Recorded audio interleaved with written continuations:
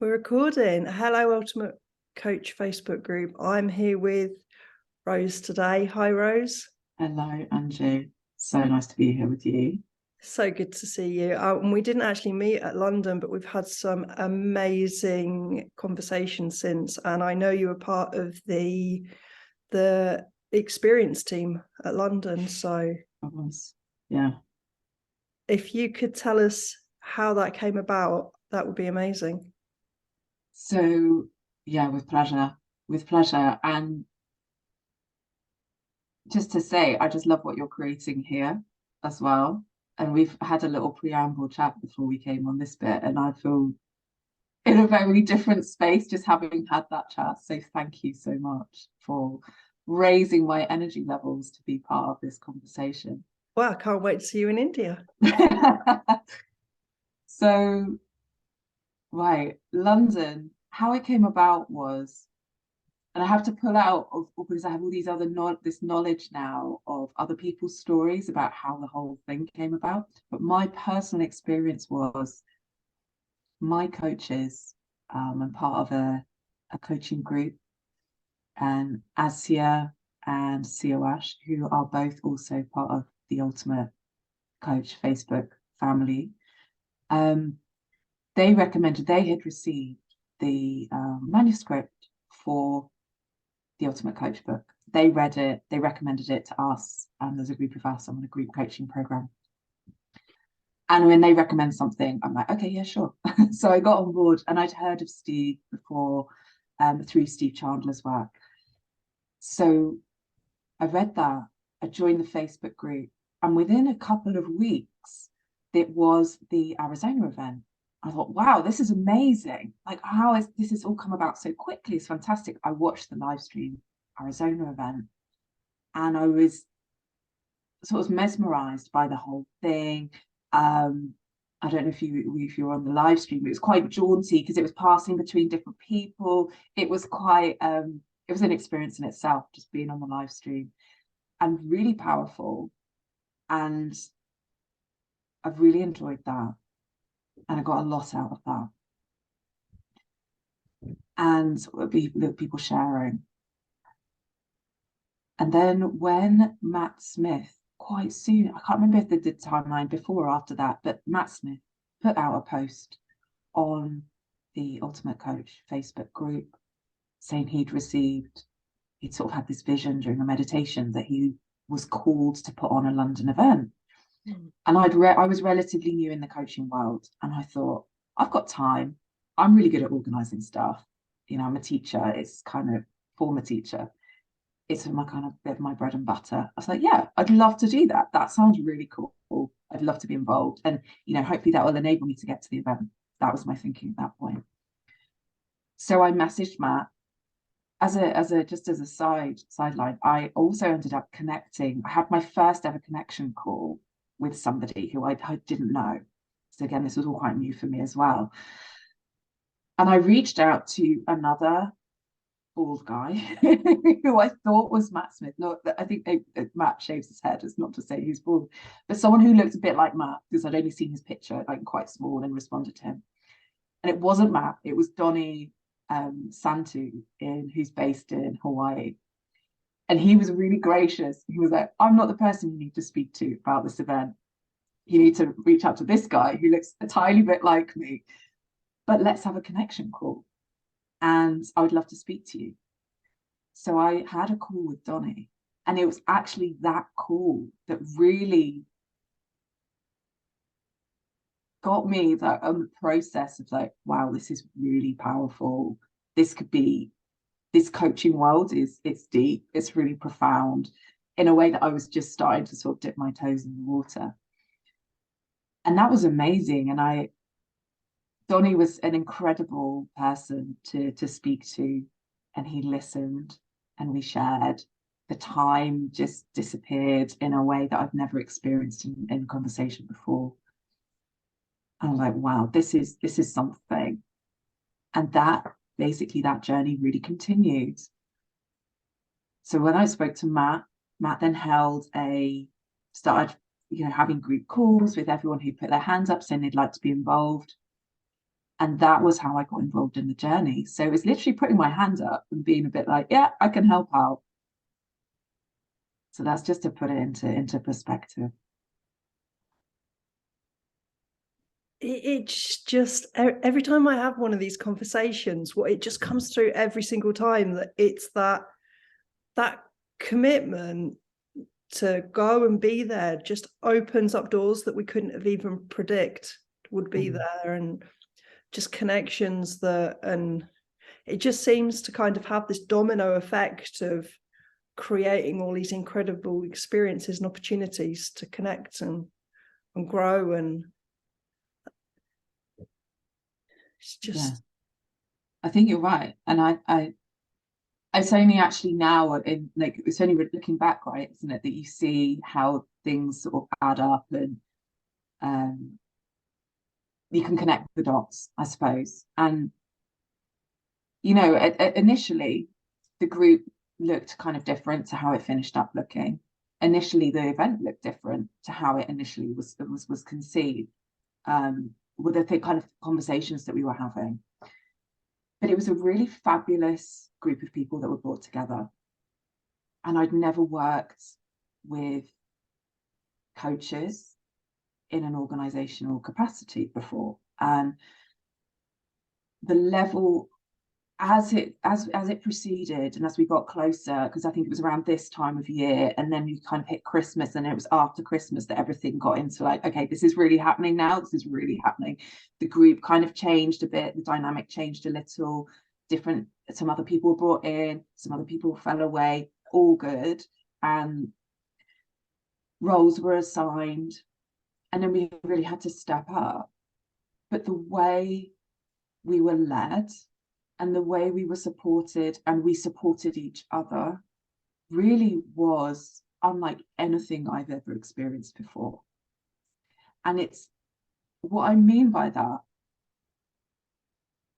is that we had to listen to each other and come with agreements, and come with, there were disputes, there were disagreements. We had to find a way through that would be in service to the event.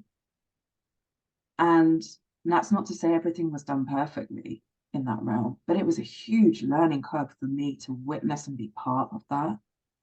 And it meant that by the time, what started off as, oh, I'm good, I've got a few hours, I can put in a bit of time here and there, it ended up with every night I was doing something to do with the event, like putting time with willing. It was all voluntary. I was like, we were all so heading in the same direction. It was like, I want to do this because I want to, I want to put my best out here, because I want to make it great. Like, we all want this to be a great event, and that's what we're all working towards, and we're all on the same page. So I was involved in, and my sort of role was, I worked with Andreas in, although to be honest, Andreas really took the lead on it, because I think he just stepped into a different space when he started managing the Facebook group that was set up for the attendees. But I was there as his kind of co-pilot, I guess. But he really took the lead there, and it was magnificent and shone beyond belief. And I also was, I was like speaker liaison. So I was talking to the speakers and organising taxis, but making sure they had everything they needed coming up to the event. And also sending out marketing, which essentially was communicating with people after they'd bought their tickets, and sending out a newsletter from the Eventbrite piece, the back end of that. And yeah, I really enjoyed it. It was really cool. But it was all of that, looking back, like that all happened before the event, and I got so much out of that experience. I learned so much about myself, about what I'm willing to do when I'm about commitment from myself and from different people. I had a call with Steve. Obviously, Steve just randomly calls you, I had a random call with Steve. That was fabulous, unexpected, but also so normal. because we're all human beings. So yeah, that's just to share a bit of like kind of what it was like building up to the event itself. Yeah, I'm really kind of getting the feel from anybody that's been part of any of the events that it has as much to do with the lead up and the follow up as it does for the actual day. Although the day was incredible, it's just so much more than that. It's for so many people, it's been, okay, I bought my ticket, now I need to get there. That was certainly a big part for me, and that's a big part for India as well. And that's all kind of starting to come together since I bought my India ticket. And that's just an incredible part of the journey as well. So I think that's the word, isn't it? It's journey. it is all a journey. So on the actual day, whereas you had a different perspective to like myself, where I was just sat in the audience on that day and I didn't know anybody. So as part of that kind of team and the day and being on that side of things, what would you say now looking back was your biggest takeaway from the actual event on the day? So there's a couple of things that really stand out for me. And it's actually the people there rather than anything else. When we were in the hotel before, on the morning of the event, there were lots of people who I'd connected with leading up to the event and had spoken to online or had Messenger, or I had an awareness of in the Ultimate Coach Facebook group as well. And there were two people who had a massive impact on me during that time before the event actually started. And they were really small things, but it's always in the small gestures. And I was walking through the auditorium. So before everyone arrived, we got there quite early in the morning, 7. Fiona had organised, like we had a plan. We knew exactly this needs to be done. And it was really meticulously organised. So everyone kind of knew what to do. And I had in my mind, I needed to go and get something photocopied for the speakers. I'd printed something off. I only had one copy. I'd left some copies somewhere else. And I realised now, looking back, I'd sort of adopted this like teacher. I had this teacher walk that I used to do, because basically when I was teaching, I was always behind. You always felt behind because you had this deadline of the lesson that you had to get your resources for. Photocopier was always broken, to run to the other photocopier. So you kind of always slightly felt on the back foot. And it's almost like a coat that you can put on quite easily, that I can put on quite easily. I realise now, looking at that. And I'm learning to just take that coat off still now. But at the event, I was walking to go and got in my mind, I need to go and get this thing photocopied. And Casey Gilman sort of just stepped, like almost like I was just walking quite quickly. My teacher walk, got to get there. Mind's on the thing I need to do. And he just put his hand on my shoulder and was like, hey. And he just stopped and looked at me. He's like, how are you doing? I was like, oh, yeah, I'm great. Thanks. I think we must have met earlier because we knew who each other were. And he said, where are you going? I was like, I need to. And he's like, do you really need to get that done right now? And I was like, no, actually, Casey. He was like, do you think you might have everything you need right in this moment? I was like, yeah, I think you're right. Thank you. Thank you. Yes. And I just noticed that I'd gone into this, put on this coat, and I needed to get to this thing, this like stress coat. And he saw it, whether he consciously or unconsciously saw it, but he saw it and like really sort of paused me and got me straight back into the present moment. That was really powerful for me, like really significant. About half an hour later, and I can't let go of this coat. I'm like trying to go somewhere else. I'm thinking, oh, I need to go and do X. Can't remember what it was. And I was walking again in a different direction. And I must have been doing the same walk. Dominic London, who I'd had a couple of calls with, I think by that point. I think we had spoken before. And we'd had some really amazing conversations because he was part of the creation team as well. And I hadn't met him in person. And he's tall. Right? He's like 6 foot plus, and he's a tall guy. And he in a completely different way, but he did exactly the same thing. And he walked along beside me and kind of bent down to my level. He's like, where are you going? Like this. I was like, oh my gosh, I'm doing it again. He's like, you're teacherizing this, aren't you? And that's what he used to say to me. He's like, you don't teacherize it. And I was like, I am. I was like, oh my gosh, thank you so much. And those two things, those two experience, the incidents with people brought home to me. It's like, look at, like, really, who are you being? And I know we bandy this around, but I see it even more clearly when I look back. I can be that. I can put on that coat and approach everything like that, or I can choose not to. And those two things, those two reminders, Casey's first and then Dominic's reminder, was like, you can take that coat off. You don't need to be like that. And that changed my whole experience of the day. From then on, I was really mindful of, like, not don't teacherize it, but just like, just be here, just take it all in. And it was so, everything just flowed from there. And I wasn't stressed and I wasn't worried, and I didn't have the same level of responsibility of other people. Like if I gave someone a glass of water or whatnot, the whole thing wasn't going to fall down, or, you know, not that everything would have fallen down if the video had stopped working, right? But it would have been a bit more obvious. Mm-hmm. But I wasn't in that space at all. And that was amazing. And that feeling lasted for months. And that's the space I can tap back into. And so that was really, really, that was quite big for me to just have that really stark and be open to seeing that. And the other thing I'll share quickly was the night before the experience, the event, we went out for dinner, and it was all the creation crew were there, and Steve and Amy came, which was amazing and completely unexpected. And there was a couple of things.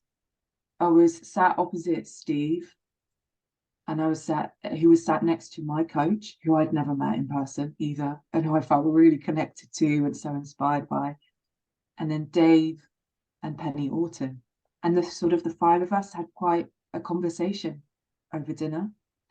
And in that time, because Steve knows Dave really well and he's been his coach, Steve was sort of conversing with Dave, coaching him in a way, like, because every conversation is a coaching conversation, really, when you slow down to it. But he was coaching all of us at the same time. You know, if you listen and take it in. And that, for me, that meal, the two takeaways that I took away from the whole thing came from that meal of doubt the doubts. And Steve looked at me in the eye. I can't remember what we were talking about. He'd asked me about my experience about something. And then he looked me deep in the eye and he was like, every interaction you have is an opportunity to practice. And those two things have shifted so much for me. And I sort of felt after that meal, I was like, I could go home now. I don't need to do the event. I've got more than my money's worth, because we all had to buy tickets as well. Even though we were volunteering, we all bought our tickets. So we were all in the game as well. So yeah, those things really stand out for me. There was so much more, but I don't want to just talk for 4 hours about it.